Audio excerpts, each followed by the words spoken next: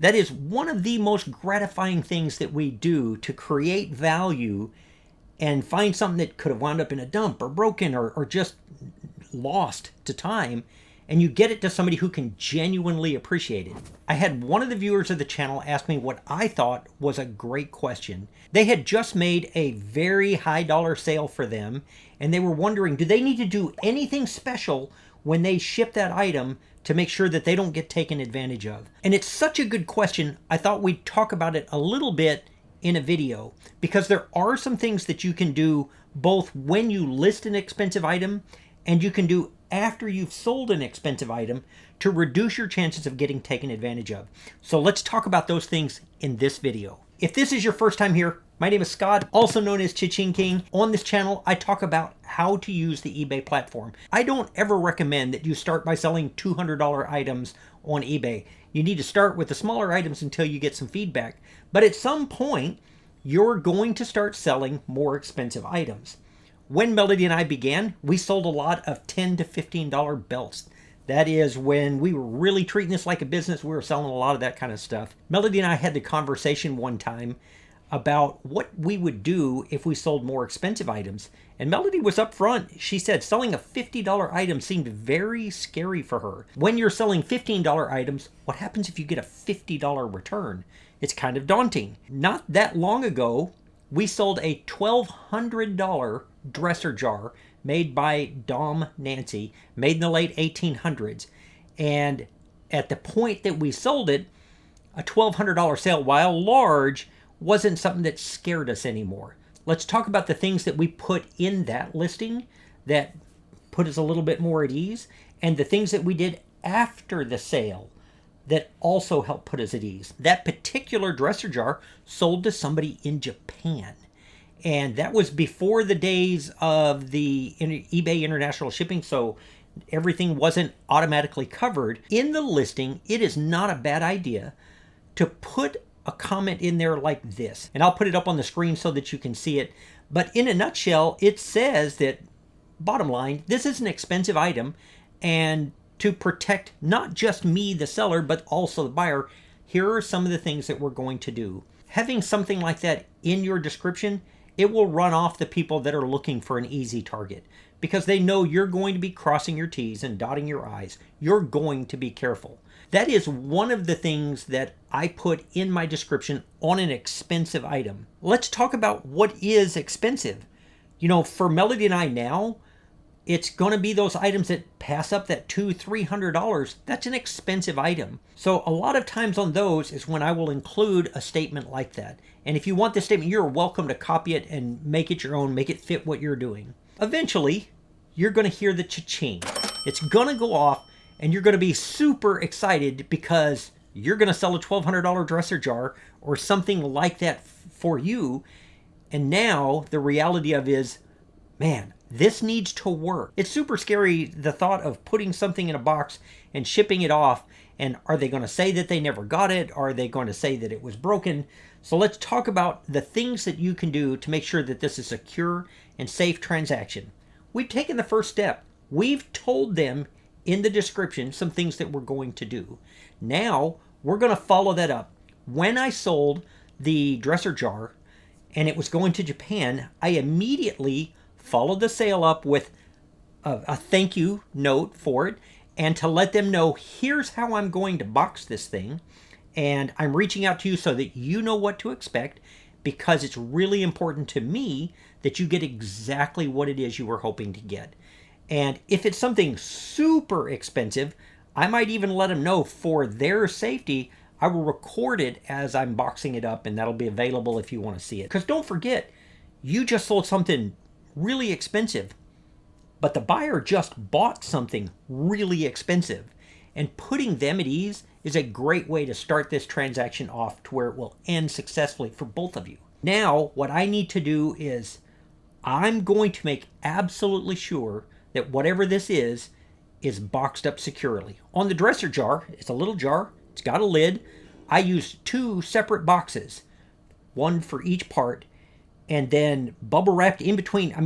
And then I put all of that into its own box, a much larger box. Do not scrimp and save on packing when you're doing expensive items. Even if it's, say, a $1,200 t-shirt, it's obviously not going to be broken. For me, I am absolutely putting that in a padded envelope, and that's going to go in a box. I'm going to make sure that it isn't easy to tamper with. I'm going to make sure that a mechanical failure, either through the shipping line or by the carrier, isn't going to damage that product. I'm going to do everything I can when I box that up to make sure that it's done so in a way that that it's going to get there safely. Unless somebody absolutely tries to destroy it, it's going to get there safely. We've got great communication, and we've done a great job of packing our item. On the third part, when I sell expensive items, this is also not the time for me to try and save money in the shipping process. I'm going to use the bigger box. I'm going to use the more materials. We talked about the packing. But I'm also not going to use ground advantage. I love ground advantage, but I'm not going to use it for a really expensive item. At a minimum, I'm going to ship that item priority shipping, not just because of the little bit of insurance that it comes with, because Ground Advantage has some insurance, but it's faster. And my way of thinking of it is the faster I can get this into the customer's hands, the less time there is for anybody or the environment to interact with this package on the way. If it lended itself to it, I might also consider FedEx overnight if it's a valuable enough piece. I want you to take and consider, how am I going to get it there? And you pick the fastest and safest, most reliable carrier that the item works with. Also, the question comes up all the time is, do you buy insurance on it? On one hand, you will have a group of people tell you that there's no point in buying insurance because they're not going to cover it anyway. And then you've got a group of people that will tell you, well, but I got this one covered or I had that one covered. And I kind of land in the middle. I don't know if insurance will always cover what I'm shipping. But what I do want, more important than knowing they're going to cover it, is I want the customer to know that I'm putting insurance on it, that I've done what I can to ensure that it's going to get to them, that hopefully we're going to be made whole if something goes wrong. So typically on eBay, if you go to buy insurance, it will allow you to insure up to the value that it's sold at.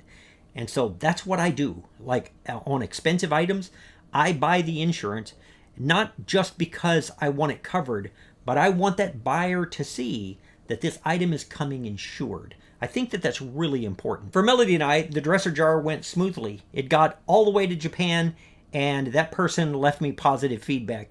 And I still remember the day that I got positive feedback. I made a comment on Instagram that there are a few things that make you feel better as a seller when you get positive feedback on an expensive item. It's just this sense of relief. But it's not impossible that you could get a return. And hopefully, if this was somebody that you've been talking to, you already have a feel for it. If it feels sketchy at all, involve eBay immediately. I would reach out to eBay on Facebook and say, hey, here are all the things that I've done. And if the buyer is making a claim that you know can't be true, make sure you involve eBay upfront and right away. There are no guarantees that eBay is going to take your side. Every time I talk about things like this, somebody in the comments will say that eBay is never going to back the seller. That has not been my experience. We've always been backed up. But the potential exists because it's another human being interpreting what's going on. For us, we've always been backed up. So I reach out to eBay for Business and I let them know that there's a return coming. And hopefully it's just a return. It wasn't what they were expecting. And you get it back safely. But documenting the process all the way through, first of all, you're not going to get as many returns. If you've created a really good listing and you've got some feedback before you're listing $1,200 items, and you do all of those things, chances are you're not going to get a return. My return rate for items over $100 is far less than my return rate for items under $20. So part of the good news is if you wait till you got some feedback, when you sell expensive items, for us, they almost always stay sold. And of the few returns, very few returns that I've had, none of those were scammers. Like it just wasn't the case. But I would still reach out to eBay right away and open that line of communication with them to let them know what's going on. Selling an expensive item is one of the most gratifying things about this business. You've done all the hard work. You've found this item and you've added value to it by figuring out exactly what it is and cleaning it up and getting it listed, getting great pictures and making a great description and getting it sold. That is one of the most gratifying things that we do to create value and find something that could have wound up in a dump or broken or just lost to time. And you get it to somebody who can genuinely appreciate it. And you're going to make some good money on that item. So take care of that customer. Great communication, great packing. Pick the best shipping carrier and fastest that you can. Take out insurance with it. And then communicate with them and let them know everything you've done to get it there safely and securely. And hopefully those sales for you will be as outstanding as they have been for me. So that's it for this video. I genuinely appreciate you guys watching. I hope to see you real soon on the next one. Bye.